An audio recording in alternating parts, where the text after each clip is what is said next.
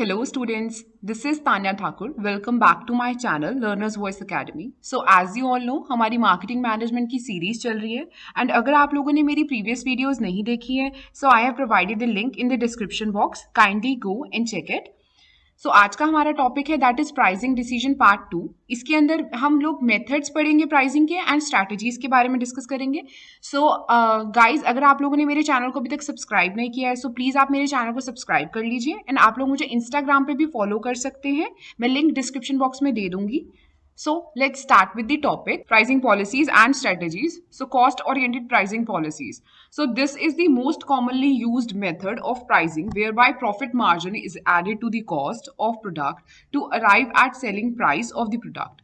So basically cost oriented pricing policy क्या होती है जिसके अंदर हमारी जो कॉस्ट है जो हमने प्रोडक्ट को बनाया है जो हमने गुड को बनाया है उसके साथ हम ऐड कर देते हैं कुछ fixed percentage of profit margin and उसका जो सेलिंग प्राइस होता है उस अकॉर्डिंगली हम उसका जो प्राइस रखते हैं हमारे प्रोडक्ट का उस पे हम उसको बेचते हैं. दैट सेलिंग प्राइस हम उसका बनाते हैं जब हम उसमें प्रॉफिट मार्जिन ऐड करते हैं. तो कॉस्ट ओरिएंटेड प्राइसिंग पॉलिसी यही होती है जब हम प्रॉफिट मार्जिन जो है हमारे गुड्स की कॉस्ट के साथ ऐड कर देते हैं. सो नेक्स्ट है हमारे पास competition oriented pricing policy. In this pricing strategies setting up of pricing of the goods on the basis of what competitors charge for similar product in the market. So competitor oriented pricing policies ये होती है जिस pricing strategies में basically हम क्या करते हैं कि हम price of goods को product के price को ऐसे set करते हैं on the basis of जो competitor charge कर रहा है. जो competitor basically हमारा जो competition है वो charge कर रहे हैं. अगर वो price को high करेंगे तो उस accordingly हम भी उसके basis पे हम भी उसको low कर सकते हैं high कर सकते हैं प्रोडक्ट को जो भी प्रोडक्ट को बना रहे हैं. सो कंपटीशन को देखकर प्राइस को बेसिकली रखना जो भी मार्केट में है. नेक्स्ट आना है demand oriented pricing policies. In this demand price of the product is based upon its demand in the market. High price may be charged when and where the demand is high and a low price is charged where demand is low. So demand oriented pricing policies में basically क्या होता है कि ये जो भी इसके अंदर जो लो प्राइस चार्ज किया जाता है ठीक है. डिमांड अगर लो हो तो अगर डिमांड हाई हो तो उस अकॉर्डिंगली जो प्राइस है वो रखा जाता है. सो डिमांड ओरिएंटेड हो गया कि मार्केट में जिस अकॉर्डिंगली प्रोडक्ट की डिमांड है उस अकॉर्डिंगली वो चार्ज करते हैं price of that particular good और product.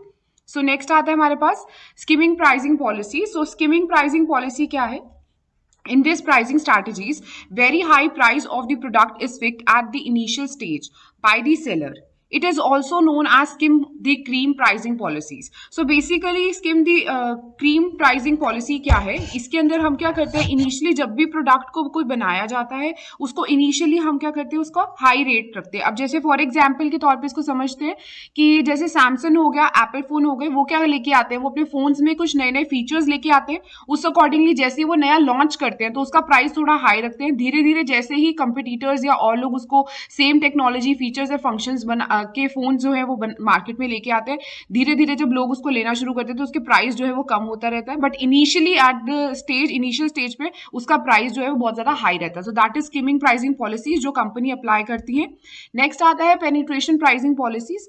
Under this pricing policy the price of the product is initially set low but as soon as the product becomes popular the price are increased accordingly. The strategy works on expectations that customers will switch to the new brand because of the lower price.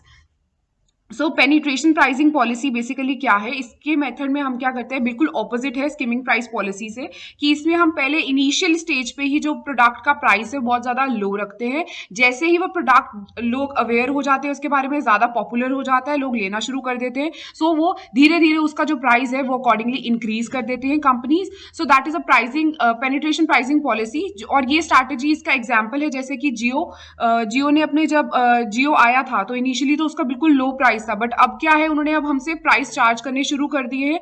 जियो के SIM बिल्कुल free मिलते थे. ऐसे ही Reliance company ने जो एक और चीज की थी कि पेनिट्रेशन प्राइसिंग अप्लाई किया था जब उसके मोबाइल फोन्स आए थे. सो उसने बहुत लो प्राइस पे रखे थे बट धीरे धीरे जब वो पॉपुलर हो जाता है तो उसके जो प्राइस है अकॉर्डिंगली इंक्रीज कर दिए जाते हैं. So that is pricing penetration pricing policy. So next आता है हमारे पास pricing method. The pricing method can be broadly divided into two groups. So first is cost oriented method so cost oriented method में आता है हमारे पास markup pricing method. सो markup pricing method में हम क्या करते हैं बेसिकली, इसके अंदर जो भी हमारे प्रॉफिट मार्जिन है, जैसे कि अब एक प्रोडक्ट है हमारा, वो प्रोडक्ट 200 का है, तो हम उसमें प्रॉफिट मार्जिन रखते हैं कि 10% प्रॉफिट मार्जिन है, तो हम उसको 220 रुपीज का बेसिकली सेल करेंगे। सो प्रॉफिट मार्जिन रखना, ऐड कर देना, सो मार्कअप प्राइसिंग मेथड उससे बोलते हैं। देन आता है break even pricing. So break even pricing में हम क्या करते हैं, इसको कॉस्ट वॉल्यूम प्रॉफिट एनालिसिस भी बोला जाता है। इसमें हमारी जो भी टोटल कॉस्ट है वो is equal to sales revenue होता है। इसमें ना ही जो सेल का लेवल है, ना ही उससे प्रॉफिट होता है कंपनी को, ना ही लॉस होता है। So the method used where by there is no or less demand of the product in the market. So basically जहां पे ज्यादा कम डिमांड होगी और ज्यादा यूज नहीं होगा प्रोडक्ट जो है, सो वहां पे ना लॉस होता है कंपनी को, ना प्रॉफिट होता है। बट ये एक ऐसा प्राइसिंग पॉलिसी है जो रखा जाता है, प्राइसिंग मेथड जो रखा जाता है, जिसमें कि total cost is equal to sales revenue आता है।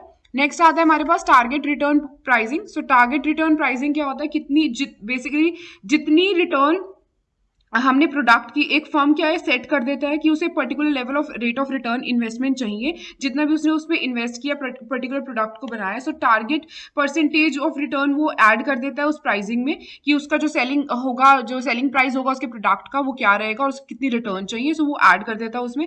देन आता है early cash recovery pricing. So early cash recovery pricing क्या होता है, जिसमें जो ऑर्गेनाइजेशन फर्म होती है वो पहले ही मार्केट को थोड़ा फोरकास्ट कर लेती है कि कौन से प्रोडक्ट्स का जो लाइफ टाइम है वो बहुत ज़्यादा, लाइफ स्पैन जो बहुत शॉर्ट रहेगा। सो ऐसा ज़्यादातर fashion related products, technology related products में होता है। सो जो भी उनकी प्राइसिंग पॉलिसीज रहती है वो फिक्स जो करती हैं फर्म प्राइसिंग लेवल, वो ऐसे करती हैं कि that they maximise the short term revenue. So next आता है हमारे पास market oriented method. So market oriented method में सबसे पहले है हमारे पास perceived value pricing method. So perceived value pricing method में बेसिकली इसमें हम क्या करते हैं कि जो भी हमारा प्राइस है वो हमारे कस्टमर्स को, बेसिकली हम हमारे जो कंपनी है वो प्रोडक्ट देखती है कि उसके व्यूज ऑफ बायर्स के उसके व्यूज क्या है, कस्टमर्स को एक्सप्लेन किया जाता है about the features, uses of the product, and उनसे पूछा जाता है कि इसका क्या प्राइस बेसिकली वो एस्टिमेट करते हैं। So on the basis of the customer के व्यू पॉइंट के अकॉर्डिंगली जो वो है वो प्रोडक्ट का प्राइस जो है वो चार्ज करते हैं, रखते हैं। So that is a perceived value pricing method. अपने कस्टमर का व्यू पॉइंट लेने के बाद, अपने बायर्स के व्यू पॉइंट लेने के बाद प्राइसिंग को रखा जाता है। नेक्स्ट आता है going rate pricing method. So going rate pricing method में बेसिकली क्या होता है, ये फॉलोड बाय स्मॉल फर्म्स ज़्यादा इसको फॉलो करती है। इन दिस केस जो कंपनी है वो बहुत ज़्यादा कम अटेंशन देती है on the to the cost objectives और demand of the product, but pricing decision जो भी वो लिए जाते हैं वो प्राइस ऑफ द कंपटीटर को देख के लिए जाते हैं। जो भी उन्होंने बेंचमार्क सेट कर देते हैं, मेजर कंपटीटर्स जो होते हैं वो बेंचमार्क जो सेट कर देते हैं प्राइस का, उस अकॉर्डिंगली ही जो चेंजेस हैं वो स्मॉल फर्म्स करती हैं अपने प्राइस में। तो ये सारी चीज़ें आती हैं गोइंग रेट प्राइसिंग मेथड में। नेक्स्ट आता है हमारे पास sealed bid pricing method. So sealed bid pricing method में बेसिकली क्या होता है कि हम इसे टेंडर प्राइसिंग मेथड भी बोलते हैं, जिसमें कि हम एक बार एस्टिमेट कर देते हैं कि कितना कॉस्ट रहेगा, कि ये जो भी प्रोडक्ट हमें जो भी चीज़ें बनानी है इसका प्रपोजल एक दे देते हैं कि इसका क्या हमारे कितना कॉस्ट रहेगी, कितना प्राइस लग सकता है। तो ये हम पूरा पहले से ही टेंडर प्राइसिंग मेथड होता है कि पहले से एस्टिमेट कर देना। तो ये ज़्यादा से ज़्यादा जो है मोस्टली ये in the case of construction and construction business में ज़्यादातर यूज़ होता है। और नेक्स्ट आता है हमारे पास डिफरेंशिएटेड प्राइसिंग पॉलिसी। क्या होती है डिफरेंशिएटेड प्राइसिंग पॉलिसी? होती है फर्म में charge different prices of the same product और सर्विस। सो इसके कुछ टाइप्स हैं, जैसे कि कस्टमर के सेगमेंट को देखकर, कि कस्टमर के ग्रुप को देखकर different different prices of the same product जो है वो सर्विसेज वो चार्ज होते हैं। साइज ऑफ द ऑर्डर क्या है, पेमेंट टर्म्स क्या है। टाइमिंग प्राइसिंग भी होते हैं, जिसमें जैसे कि सेम प्रोडक्ट है उसका डिफरेंट डिफरेंट टाइमिंग और सीजन के अकॉर्डिंगली, जो पीक सीजन पे है तो उसका रेट उस अकॉर्डिंगली रहता है। देन एरिया को देख के बहुत ज़्यादा प्राइसिंग पे इफेक्ट करता है कि डिफरेंट डिफरेंट एरियाज में डिफरेंट डिफरेंट प्रोडक्ट की, अगर वो न्यू मार्केट में है तो अट्रैक्ट कैसे करना है, लो प्राइस रखेंगे, अट्रैक्ट होंगे ज़्यादा से ज़्यादा कस्टमर। सो डिफरेंशिएटेड प्राइसेस इस अकॉर्डिंगली ही जो कंपनीज है वो बेसिकली रखती हैं कि different different area, time and customer के सेगमेंट को देखकर। So this is all for today. I hope your concepts are clear now, and if you have any doubt drop it into the comment section. मैं उसको ज़रूर answer करूँगी। And अगर guys आप लोगों को मेरी वीडियोस पसंद आ रही हैं, so don't forget to subscribe my channel and press the bell icon so that you can get the notification of the latest video. And also share this video with your friends and classmates. Thank you so much.